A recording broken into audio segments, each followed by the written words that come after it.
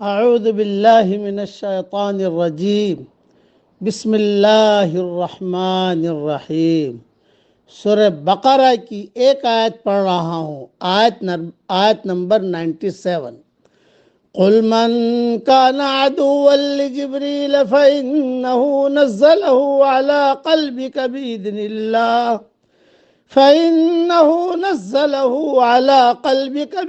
الله مصدقا لما بين يديه وهدى وبشرى للمؤمنین۔ اے پیارے نبی، آپ کہہ دیجئے کہ جو جبریل کا دشمن ہو، جس نے آپ کے دل پر پیغام باری تعالیٰ اتارا ہے، جو پیغام ان کے پاس کی کتاب کی تصدیق کرنے والا اور مومنوں کو ہدایت اور خوشخبری دینے والا ہے۔ بس ایک ہی آیت کی میں تھوڑی تشریح کرتا ہوں۔ احادیث میں ہے کہ چند یہودی علماء رسول اللہ صلی اللہ علیہ وسلم کے پاس آئے اور کہا کہ اگر آپ صلی اللہ علیہ وسلم نے ان کا صحیح جواب دے دیا تو ہم ایمان لے آئیں گے، کیونکہ نبی کے علاوہ کوئی ان کا جواب نہیں دے سکتا۔ جب آپ صلی اللہ علیہ وسلم نے ان کے سوالوں کا جواب صحیح دے دیا تو انہوں نے کہا کہ آپ پر وحی کون لاتا ہے؟ رسول اللہ صلی اللہ علیہ وسلم نے فرمایا جبریل۔ یہود کہنے لگے جبریل تو ہمارا دشمن ہے، وہی تو حرب اور قتال اور عذاب لے کر اترتا رہا ہے، اور اس بہانے سے آپ صلی اللہ علیہ وسلم کے نبوت ماننے سے انکار کر دیا۔ ابن کثیر اور فتح القدیر میں مضمون موجود ہے۔ قدیم زمانے میں یہود کی سرکشی کا نتیجے میں بار بار ان کو سخت سزائیں دی گئی۔ سنت اللہ کے مطابق ہر سزا سے پہلے پیغمبروں کی زبان سے اس کی پیشگی خبریں دی جاتی۔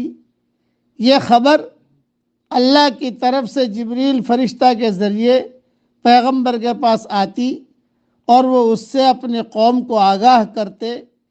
اس قسم کے واقعات میں اصل سبق یہ تھا کہ آدمی کو چاہیے کہ وہ اللہ کی نافرمانی سے بچے تاکہ وہ عذاب الہی کے زد میں نہ آ جائے، مگر یہود ان واقعات سے اس قسم کا سبق نہ لے سکے۔ اس کے بجائے وہ کہنے لگے کہ جبریل فرشتہ تو ہمارا دشمن ہے، وہ ہمیشہ آسمان سے ہمارے خلاف احکام لے کر آتا ہے۔ جب رسول اللہ صلی اللہ علیہ وسلم نے اعلان کیا کہ اللہ نے جبریل کے ذریعے مجھ پر وحی کی ہے تو یہود نے کہنا شروع کیا کہ جبریل تو ہمارا پرانا دشمن ہے، جبریل تو ہمارا پرانا دشمن ہے۔ یہی وجہ ہے کہ نبوت جو صرف اسرائیلی گروہ کا حق تھا، بنی اسرائیل میں نبوت تھی، اس کو اس نے ایک اور قبیلے کے فرد تک پہنچا دیا۔ اس قسم کے بے معنی باتیں وہی لوگ کرتے ہیں جو فسق اور بے قیدی کی زندگی گزار رہے ہوں۔ اس لیے ہمیشہ صحیح بات سمجھنی بھی چاہیے، صحیح بات کہنی بھی چاہیے۔ یہ مختصر میں نے آپ کو سمجھا دیا۔ تفسیر انشاءاللہ اللہ چاہے گا تو ریاض التفسیر میں دیکھ لیجئے گا۔ اب پڑھیے میرے ساتھ، سبحان اللہ و بحمدہ عدد خلقہ و رضا نفسہ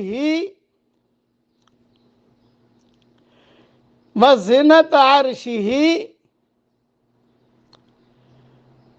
ومداد کلماتہ۔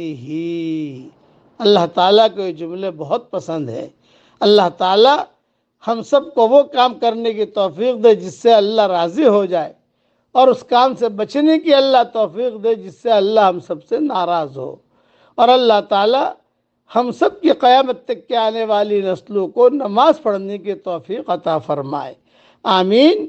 وآخر دعوانا ان الحمد للہ رب العالمین۔